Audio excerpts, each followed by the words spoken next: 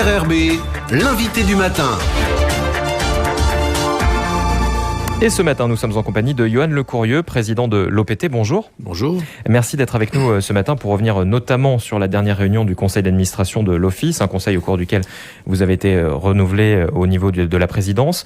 On retiendra de ce conseil d'administration un changement de la gamme des forfaits M, les forfaits mobiles, pour l'année prochaine à partir d'avril. Qu'est-ce qu'il faut retenir de ce changement ? C'est une simplification, une baisse des tarifs aussi ? Exactement, c'est-à-dire nous avons simplifié la gamme des forfaits M qui est très sollicité par les Calédoniens et surtout notre envie de répondre aux usages croissants des Calédoniens dans cette gamme et notamment la demande croissante de data, c'est-à-dire que les Calédoniens utilisent beaucoup plus maintenant la donnée plus que la voix au niveau de leur téléphone et donc il était important de leur apporter une réponse sur ce point.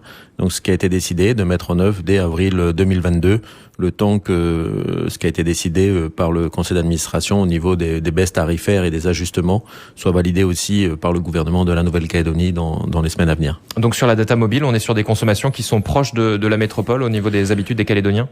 Oui, le Calédonien suit la tendance mondiale et bien sûr métropolitaine. Nous avons une évolution et surtout avec ces périodes de confinement, on s'aperçoit que les personnes utilisent de plus en plus la data au niveau de leur téléphone et qui est leur équipement le plus de proximité. Et donc on s'aperçoit qu'il est important de donner satisfaction. Et donc ça a été de simplifier, d'augmenter et surtout d'avoir des baisses tarifaires assez conséquentes au niveau des principales offres. Donc nous avons 4 offres maintenant qui sont à hauteur de 1000 francs, 3000, 5000, 6000 et 10 000 francs. Et notamment, nous avons sur celle à le haut de gamme à 10 000 francs, bien sûr, en plus des SMS illimités pour l'ensemble des 4 offres, nous avons aussi tout ce qui est appel illimité pour cette offre à 10 000 francs. Donc ça, c'est une nouveauté qui était demandée par les clients qui avaient les forfaits les plus haut de gamme ? Oui, puis c'est maintenant aussi une évidence au niveau du fonctionnement au niveau de la Nouvelle-Calédonie. Je parle des limités, bien sûr, au niveau de la Nouvelle-Calédonie, que ce soit sur fixe ou mobile, mais c'est de répondre aux besoins et aux attentes et aux usages des Calédoniens. L'OPT qui consulte notamment les clients sur la plateforme OPT et vous, c'est de là que vous viennent les idées, les axes d'amélioration sur ces différents forfaits, que ce soit le mobile ou autre ? Oui, c'est à travers nos relations aussi clientèle dans les agences que nous avons avec l'ensemble de nos clients, mais c'est aussi en regardant l'évolution d'utilisation au niveau de la téléphonie, du data et des SMS. C'est important de regarder l'utilisation en permanence. Nous pouvons suivre et donc nous adaptons 1 à 2 fois par an l'ensemble de ces tarifs. Avril 2022, donc pour les nouveaux forfaits M, il y aura aussi de l'évolution sur les cartes liberté, parce que ça c'est un format aussi qui plaît à beaucoup de Calédoniens, le prépayé, mais pour autant il ne faut pas que ça reste à la traîne en termes d'offres. C'est les 2 offres les plus demandées par les Calédoniens, c'est-à-dire les cartes liberté et les forfaits M. Cette année, nous avons décidé donc d'un gros travail qui a été fait sur les forfaits M pour une application en avril 2022, et sur les cartes liberté, nous allons lancer ce travail d'adaptation et de simplification et aussi de pouvoir répondre aux attentes des Calédoniens, car c'est très sollicité. Plus de 140 000 utilisateurs sur les cartes liberté sera effectué dès l'année 2022. Avec une application aussi pour Mobilis, pour justement suivre sa consommation, etc. Ça, c'est de la modernité qu'il fallait apporter. C'est de l'aide surtout à la consommation pour l'ensemble des Calédoniens, parce que on sait que c'est des sujets où la consommation augmente de manière exponentielle et qu'il faut aider les Calédoniens dans leur usage et surtout dans leur consommation, parce que ça permet de lutter contre la vie chère et contre l'inflation en général. Côté télécommunications et Internet, il y a un autre enjeu pour l'OPT en ce moment, c'est la sécurisation de l'Internet calédonien avec ce fameux 2e câble sous-marin. Un projet d'envergure qui doit être déployé en début d'année, c'est bien ça, le calendrier est tenu ? Oui, nous sommes toujours sur l'installation du second câble international et ainsi que le bouclage aussi numérique domestique entre les îles Loyauté et la Grande Terre. C'est un calendrier qui se maintient. Nous avons fait un point au dernier conseil d'administration. Hier en fait, le câble qui fait 1700 km de longueur a été chargé sur le navire qui doit le transporter vers les îles Fidji. Donc il est parti hier de Calais. Il va faire son petit chemin et il va être transporté sur le câblier René Descartes d'Orange Marine vers le 23 février pour venir en Nouvelle-Calédonie. Et à partir de là, nous allons donc poser le câble sur l'ensemble de la Nouvelle-Calédonie commençant bien sûr par nos villes, Ouémo, Mandor, Yaté, et après direction Lifou, et avec une pause au plus proche du littoral de l'île des Pins et de Marais, dans l'attente actuelle des dernières autorisations coutumières que nous attendons de l'île de Marais et de l'île des Pins pour pouvoir vraiment faire l'atterrage sur ces îles et donc à la fin avoir le bouclage complet j'ai envie de dire de la Nouvelle-Calédonie du point de vue numérique, ce qui va être vraiment très sécurisant pour l'ensemble du territoire. Et puis après, ce câble va finir d'être posé directement sur Fidji le 23 mai prochain.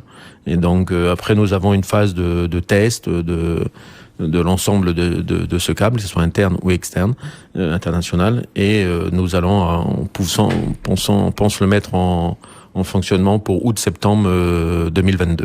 Donc ça, c'est un projet vraiment important parce que c'est une question de sécurisation de l'Internet calédonien. Aujourd'hui, c'est pas assez sécurisé avec un seul câble. On a des risques aujourd'hui ou...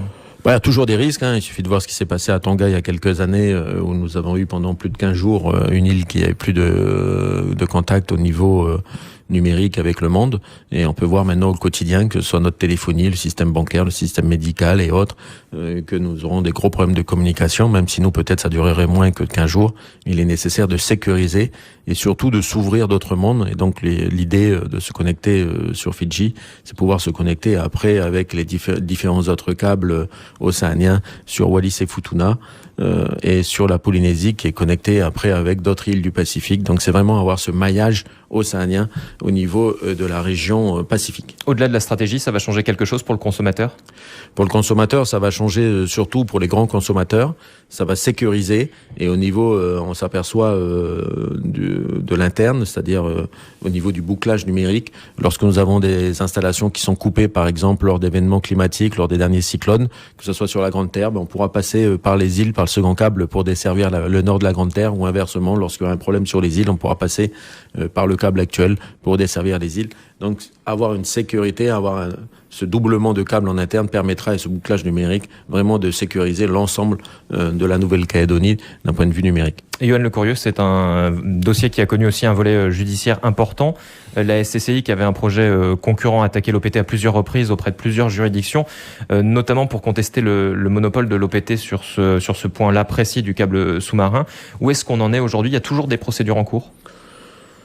Oui, j'ai envie de dire, c'est le sort de ces gros projets internationaux. Donc, des sociétés veulent peut-être s'installer en Nouvelle-Calédonie. On a plusieurs procès qui ont été intentés par cette société. Et le dernier en cours, du 17 décembre dernier, a été gagné à la Cour d'appel de Paris, où cette société avait attaqué le gouvernement de la Nouvelle-Calédonie sur la baisse des tarifs, ainsi que l'OPT. Et ils ont été, leur demande a été rejetée parce que la Cour a conclu que la société n'avait pas intérêt à agir sur ce sujet en Nouvelle-Calédonie. Donc ça se poursuit. Les instances judiciaires sont là pour faire leur travail et l'OPT ainsi que les institutions calédoniennes sont là pour répondre aux différentes attaques qu'on subit sur ce projet.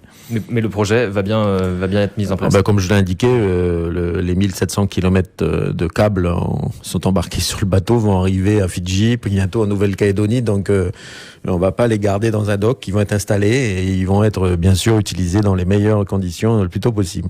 Yoann Lecourrieu, quels sont les grands enjeux pour l'OPT pour l'année prochaine et les années à venir ? Je sais que vous avez validé un plan stratégique pour l'Office. Quels sont les grands enjeux ? L'OPT a besoin de bouger, a besoin de s'adapter au monde, et notamment dans l'ensemble de ses métiers. Et donc, il était nécessaire de lancer un plan stratégique important. Et ce qui a été fait, le gouvernement auquel ce plan stratégique a été présenté l'a validé. Le conseil d'administration l'a validé aussi et nous allons le présenter dès que possible aux élus du Congrès. Ce qui est important, c'est que il est important de projeter cet établissement public qui est un des principaux établissements publics de la Nouvelle-Calédonie, qui s'en sert bien aussi dans les moments difficiles. Et donc, il est important de le projeter et de s'adapter au monde, notamment sur l'ensemble de ces métiers. Donc, le plan stratégique construire demain au niveau de l'OPT est nécessaire pour consolider les différents métiers que nous avons, c'est-à-dire le postal, en s'adaptant au monde avec l'évolution qu'il y a sur postal, tout en sachant qu'il y a un déficit conséquent. Le réseau aussi d'agences sur l'ensemble de la Nouvelle-Calédonie qui doit peut-être évoluer, qui doit servir aussi à d'autres services. Parce que nous sommes implantés bien sûr sur l'ensemble des communes, mais on aperçoit peut-être qu'il est nécessaire de faire évoluer les services que nous pouvons apporter aux populations à travers ces agences. Il y a aussi tout ce qui est les services financiers, où nous avons une importance forte dans l'intérieur et aux îles, peut-être moins dans l'agglo, parce que le secteur bancaire privé est bien couvert, mais il est important de rendre, c'est un secteur aussi qui est très déficitaire, un secteur qui exige des normes réglementaires très fortes, où l'OPT est obligé de se mettre aux normes, et donc ça va demander d'un investissement, ça va demander aussi un changement de culture en interne, et donc ceci est nécessaire d'être accompagné. Et puis bien sûr le numérique, où nous avons une évolution mondiale permanente, et il faut s'adapter, il faut satisfaire, tout en sachant que l'on peut pas avoir ce que l'on a dans un territoire de 60 millions d'habitants, comme la métropole, ou en Europe, ou aux États-Unis. Nous sommes encore que à peine 300 000 habitants sur un territoire qui est d'une bonne couverture en général. Il faut savoir que 96% de la population est couverte au niveau du mobilis, ce qui est énorme au niveau d'une population. Et notre objectif pour l'année 2022, c'est d'avoir 100% des principaux axes routiers couverts en mobilis, ça permettra aussi d'amener une sécurité aux Calédoniens. Donc toujours apporter du service aux populations et notamment les plus éloignées. C'est exactement ça, et surtout au plus grand nombre et de manière homogène sur l'ensemble de la Nouvelle-Calédonie. Je voudrais juste rebondir, vous parliez de se comparer, on se compare souvent à la métropole, que ce soit en termes de tarifs pour les prix des mobiles notamment, ou en termes de couverture. Vous regardez plutôt la Polynésie, la Nouvelle-Zélande, des territoires qui seraient plus comparables ? On regarde surtout ce qui est comparable, oui, c'est-à-dire notre région, et on s'aperçoit ce qui a été dit à travers l'étude qui a pu être faite au niveau du plan stratégique. Nous avons des tarifs totalement bons au niveau de la région. Et puis, au niveau de la couverture technique et autres, nous sommes aussi dans une bonne qualité. On s'aperçoit que dans le classement international, on est devant de beaucoup d'îles du outre-mer et aussi au niveau de la région. Donc, on est plutôt bien placé. Après, il faut comparer ce qui est comparable, comme toujours. Et c'est vrai que nous avons un bassin seulement d'à peine 300 000 habitants et de consommateurs, de bons consommateurs qui consomment bien. On s'aperçoit que ça augmente dans tous les domaines. Et comme je le disais au début, ça suit la tendance mondiale. Mais il est important de voir ce qui est, de se comparer à des territoires qui ressemblent à la Nouvelle-Calédonie. Merci beaucoup, Yoann Lecourrieu, président de l'OPT, d'avoir été avec nous ce matin. Merci.